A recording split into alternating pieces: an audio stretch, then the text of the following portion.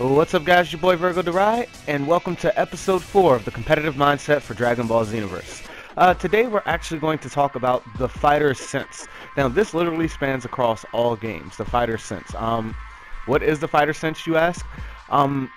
It's something that you develop from learning fighting games. It takes your skill set out of being so gimmicky and relying on gimmicky moves, and to actually learning the mechanics of the game, and even if you don't fully know the mechanics, you can still break out wins just because you know how to play. You know what to do in a fighting situation. Now, the fighter sense per se cannot be taught. However, if you do not develop it, then it's any game, any head-to-head game, you're going to have issues with. Heck, even the King of the Hill game like Smash Brothers, you'll have issues with. So how do you develop the fighter sense? Well, of course, through experience. Playing numerous fighting games. I've been playing competitive games since I was about 4 or 5 years old, starting with Street Fighter 2, Tekken 1, and moving up.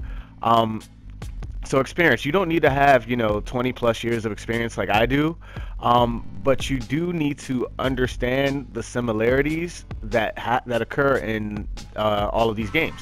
Now, with all of these training with Virgo videos I've been giving you guys, I teach you some of the things that you actually do need to do in these games, but at the same time, that's specific for Dragon Ball Xenoverse. Now, because I understand how movement works, I understand when I need to move. I can't teach you when you need to move. You need to be able to read your opponent and act accordingly. I can't teach you when to start reading and trying to perfect guard something. I can't teach you when. But with the fighter sense, you just know. So what I want you guys to do, Dragon Ball Xenoverse is a great game. I love it. It's actually one of my favorite games. But I want you guys to practice at different fighting games. I know some of you guys got Mortal Kombat. Some of you guys may have Street Fighter. Some of you guys may have Tekken. I just want you to go practice these different games. I'm not necessarily saying become king of those games, but figure out what is the same in between them. Because once you figure out what is the same in between them and your eyes get used to seeing it, then your sense will develop. And without that sense, honestly, you will hit a ceiling.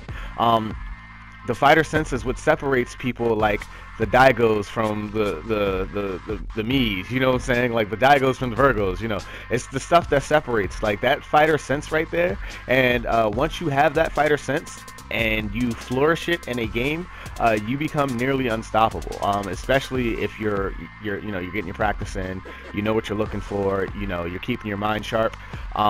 Fighting games in general are more so keeping your mind sharp. They're more so mental than anything else. Of course, you need to have technical skill. You will not succeed without technical skill. But I want to say technical skill happens to be only about 30% of the battle. Knowing what to do, when to do it, when to execute, things that somebody can't just teach you how to do. Things that you just have to know. You have to know when to do these things. So guys, like I said, I want you to go develop your fighter sense. The best way I can think about it is play different fighting games, or if you're not going to play them, look at different fighting games and look at what some of the pros do. Look at my videos and Kuba's videos.